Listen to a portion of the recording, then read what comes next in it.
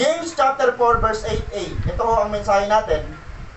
Ano, pinamagatan po itong intimacy with God. Ano ibig sabihin ng intimacy? Intimacy means the state of having a close personal relationship with somebody.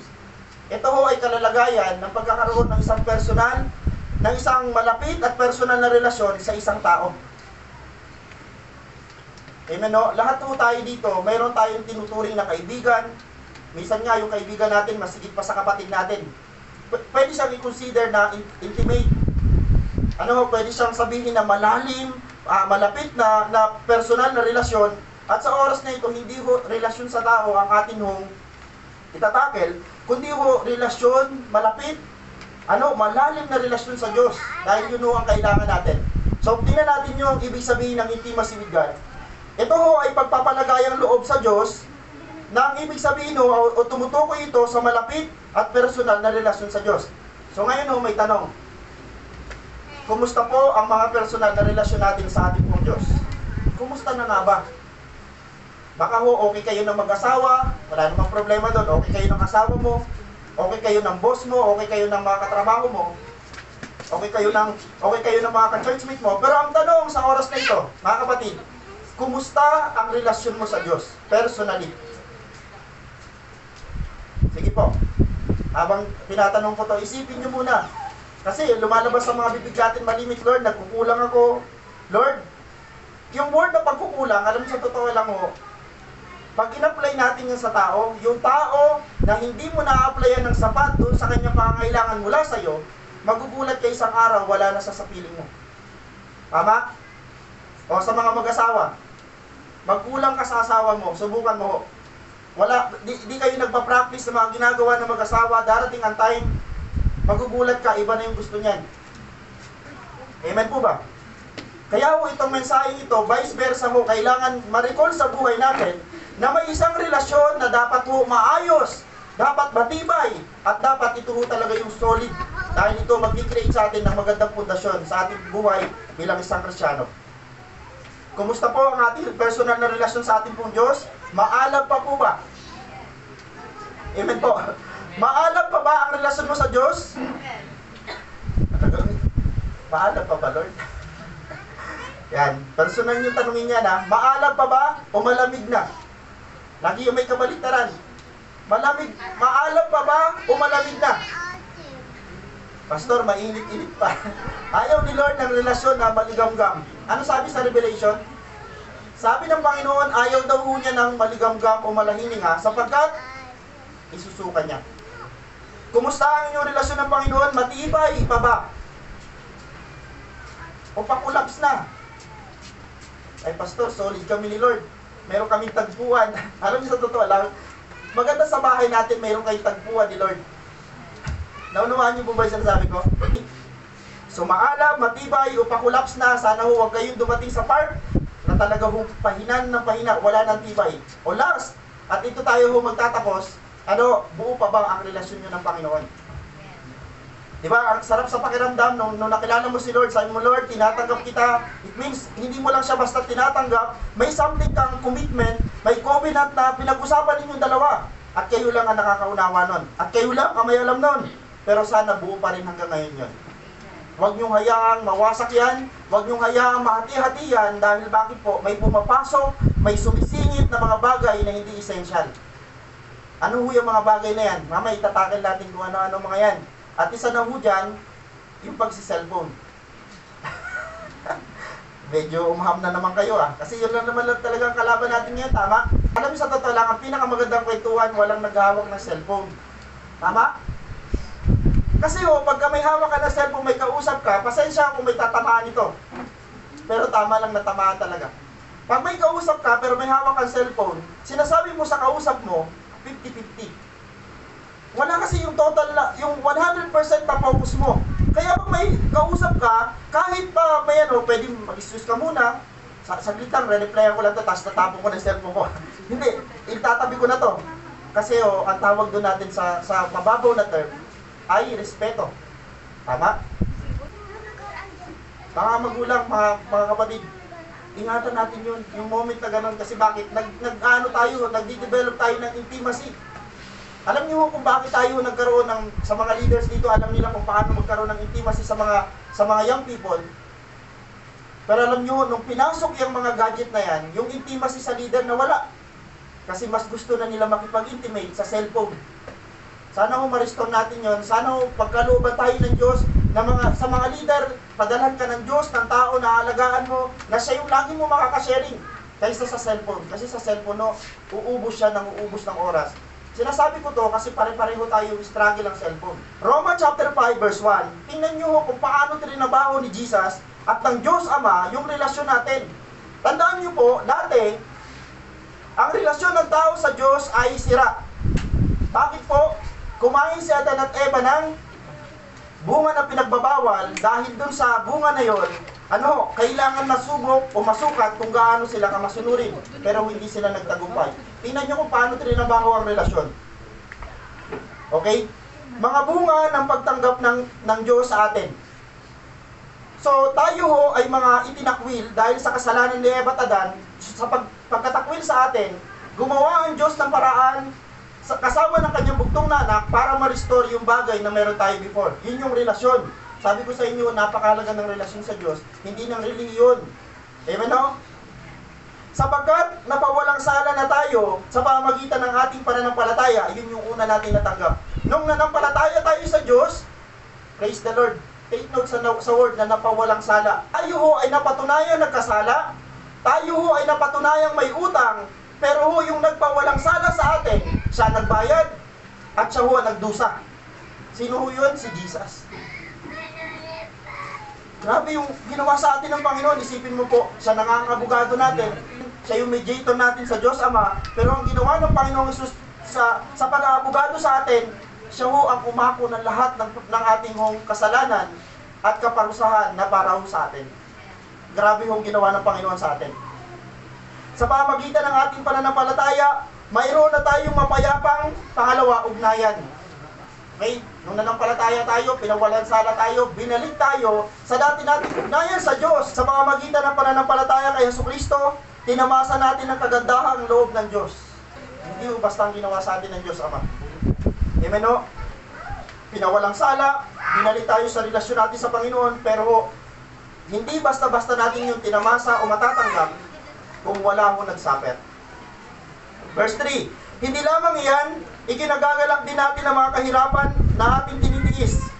Dahil alam natin ito ay nagbubunga ng pagtsatsaga. Ang pagtitiis o pagtsatsaga ay nagbubunga ng mabuting pagkatao. Isipin nyo mo, habang pala ikaw ay sinusubok, di ba nagtitiis ka, alam nyo mo ang magiging bunga pala nun habang nagtitiis ka, nagiging mabuti kang tao. Bakit po? Number one, pagka marunong ka magtyaga, marunong ka magtiis, bakit nagiging kang mabuting tao? Kasi hindi ka nagiging maangal. Sino dito yung ganung mga anak ng Diyos? Panginoon, ang tagal na. Pero okay lang po. Nagiging mabuti kang tao. May something na nade-develop sa'yo na nagugustuhan ng Diyos dahil yun talaga ang pakay ng Diyos. Kaya tayo sinusubok ng Diyos. Balikan ko lang, dahil hindi mo kilala ang sarili mo. Alam ng Diyos kung bakit kanya sinusubok dahil kilala ka niya. Ngayon, para makilala natin ang ating mga sarili, kailangan magtagumpay tayo dun sa pagsubok para masabi mo sa sarili mong, number one, matatag ka na. Paano mo masasabi, Lord, matibay na akong Kristiyano kung wala ka namang pagsubok na pinagdaraanan? Okay, kaya may pagsubok. Nagbubunga ng magandang, mabuting pagkatao, at ang mabuting pagkatao ay nagbubunga ng pag-asa. At hindi tayo binibigo ng pag-asang ito sapagkat ang pag-ibig ng Diyos ay ibinuo sa ating mga puso sa pamamagitan ng Espiritu Santo. Sapagkat nung tayo ay mahihina pa, namatay si Kristo sa takdang panahon para sa mga makasalanan. Kanino namatay si Jesus Christ? Para sa mga may sakit. At take note, nung pumunta si Jesus Christ sa sanlibutan, wala ni isa ang magaling. Lahat ho sa sanlibutan ay may sakit na nakuha dahil sa pagkakasala ni Eva at Adan. So kailangan mayroong dumating na manggagamot, manunubos, tagapagligtas. Mahirap mangyaring ialay ni naman ang kanyang buhay alang-alang sa isang taong matuwid, kahit na maaaring may mga has na gumawa nito alang-alang sa isang taong mabuti. Siguro may mga ilan sa atin na nandito na kaya hong, ang tawag doon, isakripisyo ang buhay para sa iba. Pero wala hong magagawa dito ng isang tao hong, halimbawa, masama yung tao, Tapos iaalay mo ang iyong buhay para sa Kanya. Hindi mo, bihira ang gagawa nun, pero ginawa sa atin ng Panginoong Hesus. Okay. Ngunit pinatunayan ng Diyos ang Kanyang pag-ibig sa atin nang mamatay si Kristo para sa atin nung tayo'y makasalanan pa. Hindi ho namatay si Jesus para sa mga matutuwid. Hindi namatay si Jesus para sa mga reliyoso. Namatay si Jesus para sa iyo at sa akin nung panahon na tayo hindi pa sa Kanya nananampalataya. Amen o? Ganun kabuti yung Diyos na meron tayo. Tuloy ko lang o. Yamang sa pamamagitan ng Kanyang dugo, tayo ngayon ay napawalang sala. Lalong tiyak na maliligtas tayo sa puot ng Diyos. Take note, may puot ang Diyos. May mga churches ngayon no, ang tema ng kanilang simbahan, love na lang. Sunod na post niya, nakalagay, love pa rin. Pero hindi nila binabanggit na ang Diyos ay napupuot din. Sa tribulation mangyayari ang katerma problema, napakaratindi mga pagsubok dahil gusto na i-express ng Panginoon doon sa mga hindi nanampalataya sa Kanya na mayroon siyang puot. At ito yung hindi dapat natin maranasan. Mga kapatid, napupuot din ng Diyos. Amen po ba? At wag tayong manatili doon sa kaisipan na ang Diyos ay mapagmahal lang, ang Diyos ay mabuti lang, tandaan natin ang Diyos ay makatarungan din. Okay? Dapat tayo mga kaaway ng Diyos. Tingnan nyo ang ating unang relasyon sa Diyos, maayos, naging kaaway natin ng Diyos dahil sumuway yung ating mga ninuno. Dahil tayo mga kaaway ng Diyos, ngunit tinanggap niya na tayo bilang mga kaibigan. Praise the Lord. May na-restore na ngayon naging kaibigan tayo ng Panginoon. Ano ang sarap sa pakiramdam na may natawag sa atin ng Diyos kaibigan? Sa Bible, declare na kaibigan ng Panginoon dahil sinabi niya mismo, si Abraham at saka sino? Si Moses. Di ba ang sarap sa pakiramdam? Halimbawa, ang presidente, nandito ang presidente, tatapikin yung balikat mo at sasabihin, alam mo to, kaibigan ko to. Presidente nagsasabi, pero ito iba, Diyos ang nagsasabi. Tinanggap niya tayo bilang mga kaibigan sa pamagitan ng pagkamatay ng kanyang anak at dahil dito'y tiyak na maliligtas tayo sapagkat si Kristo ay buhay. At hindi lamang iyan, tayo nagagalak dahil ginawa ng Diyos sa pamagitan ng ating Panginoong Jesucristo sapagkat dahil sa Kanya ay tinanggap tayo bilang mga kaibigan. Nasa intro pa lang mo tayo. At ang nirestore mo dyan ng verse na ito ay yung relasyon natin sa Panginoon. Kaya ang payo ko sa atin lahat, ingatan mo yung relasyon na yan na meron ka na sa Diyos dahil dugo ni Jesus ang pinungunan dyan. Amen. Grabe, no? Para lang ma-restore yung ating relasyon sa Panginoon dahil kinuha tayo ng kaaway, lumayo tayo sa Diyos. Alam nyo, para makabalik tayo yung precious na dugo ni Jesus, ang binayad, ang ginawang tulay para mamagitan sa atin, para makapanumbalik tayo sa Diyos. At mga kaibigan, ang sarap sa pakiramdam na nakabalik tayo sa Panginoon dahil sa pananampalataya natin kay Jesus. Kaya dapat tayo magkaroon ng intimacy sa Diyos. Okay. Ang tanong natin, which is dalawang sagot, 2 points lang ang pag-aaralan natin. How do we have intimacy with God? Number 1. Okay, dalawa lang ito. At ang una, paano daw tayo magkakaroon o nagkaroon ng malalim at malapit na relasyon sa Panginoon? Okay. Sabi ng James chapter 4 verse 8, number 1, draw near to Him. Yun ang pinakasagot. Kung gusto mong magkaroon ng ugnayan muli sa Panginoon, kung gusto mong mapalapit sa Diyos, then ito ang sagot. Lumapit tayo sa Panginoon, sabi ng James. Draw near to God, and He will draw near to you. Ang linaw. Yung paglapit mo sa Panginoon, hindi kanya tatanggihan. Dahil habang lumalapit ka sa Diyos, kapatid, lumalapit din sa sayo. Ano yung picture nito? Naalala niyo yung alibugang anak? Hindi ko alam kung nangyayari talaga to sa realidad. Sa isang pamilya, meron talaga lalabas dyan na alibugang anak. Pero huwag kayong mag-alala dahil ang parable na yon ay hindi natapos sa kwento lang, hindi siya natapos sa isang senaryo na pangit ang nangyari, natapos siya na nakabalik ang prodigal son, at yung prodigal son wala ka na mabasa dahil bakit yung prodigal son naging mabuting anak ulit. Amen? Sabi dito, draw near to God and He will draw near to you. Lumapit tayo sa Diyos at lalapit sa atin. Yan ang pinakaunang bagay na dapat natin gawin. Okay. True intimacy with God begins with drawing near to Him. Lord, gusto ko po sa iyo, Panginoon, makipag-ugnayan. Panginoon, gusto ko po muli makalapit sa iyo o mapalapit sa iyo, magkaroon ng malalim na relasyon sa inyo. Ano sinabi nung nagpatuto kanina doon sa dulo? Kailangan mo makipag-niig sa Diyos. Ang tanong paano ka makipag-niig sa Diyos? Alam nyo, iba-iba ang ating paraan kung paano tayo nakikipag-ugnayan sa Panginoon. May mga tao na makikipag-ugnayan lang sa Diyos pag may kailangan sa Diyos. Pwede po bang gawin natin sa simbahan ito kahit wala kang kailangan sa Diyos? Kapatid, lapit pa rin tayo sa Diyos kahit wala tayong kailangan sa Kanya. Kasi ang pakikipag-ugnayan sa Diyos, tulad nga na sinabi ko sa inyo kanina, parang katulad dito na mag-asawa. Lalapit ka lang ba sa asawa mo, tatabi ka lang ba sa asawa mo, sasabihin mo lang ba sa asawa mo, mahal mo siya kapag may kailangan ka? Hindi ganun. Tama? Dapat ganun din tayo sa Diyos. Sa mabuti, sa masama, sa wala, sa meron, walang mababago sa ating relasyon sa Panginoon. Amen. Lord, walang-wala po kami ngayon, pero hallelujah. Kaya po banggitin yung ganung bagay. Lord, wala kaming customer ngayon, pero praise God. Ginagawa niyo ba yun? Lord, wala talagang customer eh. may pag ganun. Lord, wala. Panginoon, lugi. Pero alam niyo, habang tumatawag ka sa Panginoon, lagyan mo na sa dulo ng positibo. Tama? Diba, malimit tatawag sa Panginoon kasi ang kasunod, angal. Sa ating mga Christian, maganda ganito. Tapos Panginoon, yes, lagyan mo ng angal kung may angal sa gitna, pero sa dulo, purihin mo ang Panginoon. Amen. Sabi ko sa inyo, panahon na para tigilan natin yung pagpipretend na okay tayo. Ano sabi nung kanina ni Ate May? Sinabi niya talaga daw sa Panginoon, nagsabi siya ng mga negatibong mga salita. Ewan ko kung ano yung sinabi niya, pero sila lang ni Lord na nakakala. True intimacy with God begins with drawing near to Him. Ito word na ito, na yung paglapit mo sa Panginoon, Lord, paano ako lalapit sa iyo? Sa pamagitan ng prayer. Nagpipray pa kayo? Sabi ko sa asawa ko, pasensya na, nandun yung asawa ko, sinasabi ko to sa kanya araw-araw, mahal ko, pinag-pray mo ba ako? Kasi napupuna ko na lang, puna ko lang naman to, baka hindi ko rin kilala siya sa madaling araw. Ang puna ko sa kanya, si Joshua na lang nagpipray sa bahay. Pero ako, siyempre, mayroon akong prayer talaga pag madaling araw. Si Joshua, sabi ko, pag matutulog si Joshua, pagkakain si Joshua, napupuna ako pa siya, hindi na nagpipray. Tinanong ko siya, nagpipray ka pa ba? Sabi niya, hindi mo ako kilala. Sabi sa iyo eh, kailangan nag-uusap ang mag-asawa. Tingnan mo, hindi ko na daw siya kilala.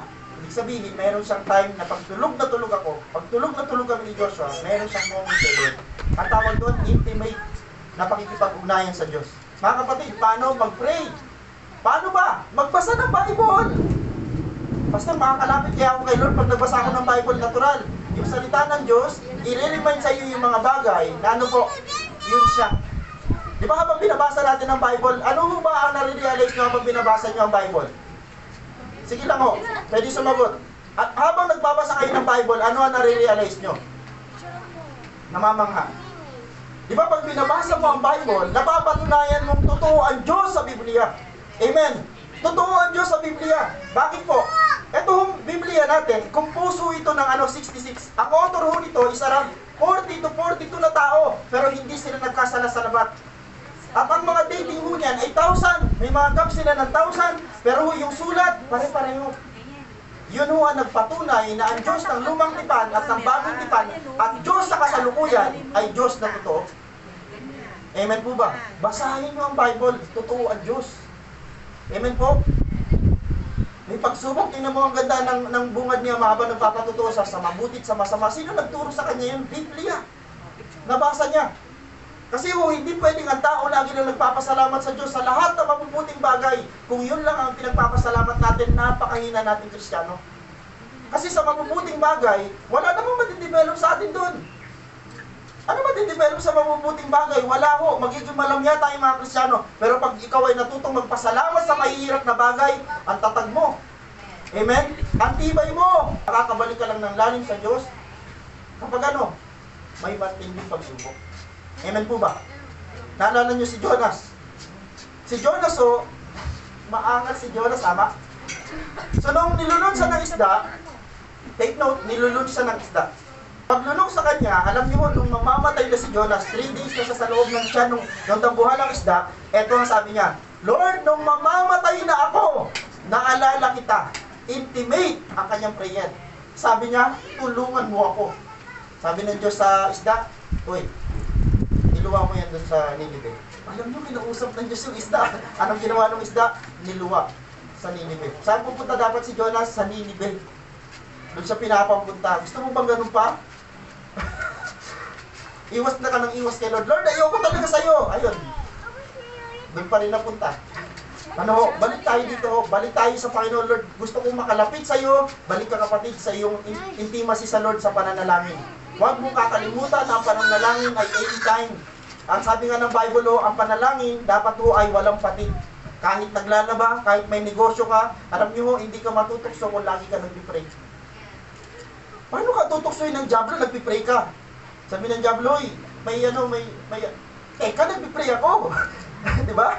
Kaya lang pag napatlangan yon, nakita ni Satanas, paisi-isi ang buhay, pa-cellphone tayo, papasok siya doon. At sasabihin pa rin, alam niyo kung kailan napasukan si David ng kahalayan, ng kasalanan, nung siya ay nag-relax.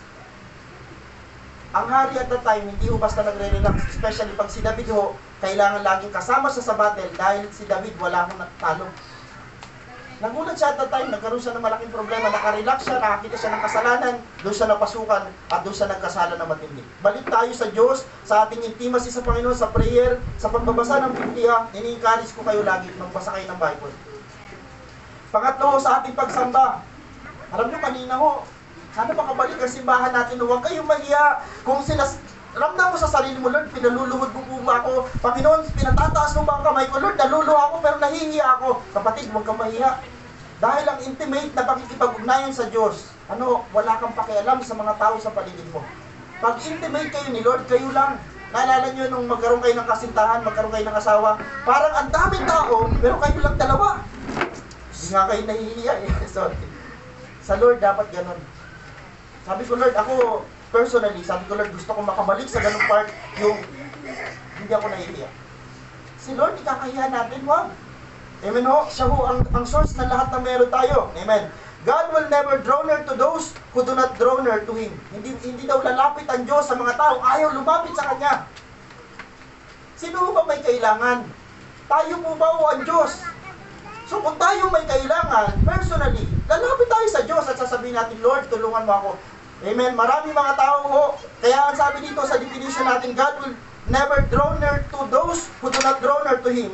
And the way we draw near is through righteousness. Ito ang problema natin.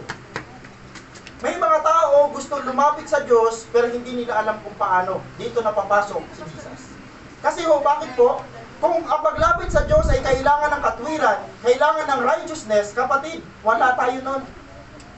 Gustong-gusto natin lumapit sa Panginoon. May mga tao gustong-gusto lumapit sa Diyos, pero hindi sila makalapit sa Diyos kasi hindi nila kilala si Jesus. Bakit sino ba si Jesus? Si Jesus ang paraan para makalapit ang tao sa Diyos. Naalala ko lang, parang niremind sa akin ng Panginoon, hindi masama yung street preaching. Kasi ang mga tao gusto lumapit sa Diyos, hindi nila alam kung paano. So ngayon kailangan natin i-proclaim si Jesus. Si Jesus ang daan papunta sa Ama. Amen. Okay? So ngayon, pangalawang puntos natin, dito tayo magtatapos. Una, sabi, lumapit tayo sa Diyos, pero ang problema sa paglapit sa Diyos, may requirements. Ano requirements? Righteousness. At wala tayo nun. Diyan papasok ang pangalawa natin puntos, draw near to Him through faith in Jesus. Through faith in Christ, kailangan paglalapit ka sa Diyos, kailangan mo si Jesus. Tandaan, hindi tayo basta-basta makalalapit sa Diyos kung wala si Jesus. Ang mga tao nung panahon bago lumapit sa Diyos Ama, dadala ng tupa. Sino yung tupa? Larawan ni Jesus. Amen Tandaan nyo sa Bible, marami ibig sabihin yung offering. Mayroon diyang offering na ipapatong mo yung kamay mo sa isang kambing, pagpatong mo na yung kamay, lahat ng kasalanan mo, ibubuhos mo dun sa kambing, at yung kambing papakawalan sa isang lugar. Dala-dala niya yung iyong kasalanan. Pero ang problema, yung kasalanan mo na yun, na ibinuhos doon sa hayop, pagka umalis yun, kailangan mong ulitin sa susunod na taon. Ang praise the Lord sa panahon natin ngayon, isang beses lang ginawa ni Jesus, tapos na. Hindi na tayo paulit-ulit na ipapatong yung kamay sa hayop, tutuloy yung dugo ng tupa, papatayin yung toro, kung malaki ang kasalanan, wala na Kasi bakit? Namatay na si Jesus para sa lahat. Ano kailangan lang natin gawin sa panahon na tayo nagkakasala? Lagi lang tayo humingi ng tawad sa Diyos. Amen? Okay.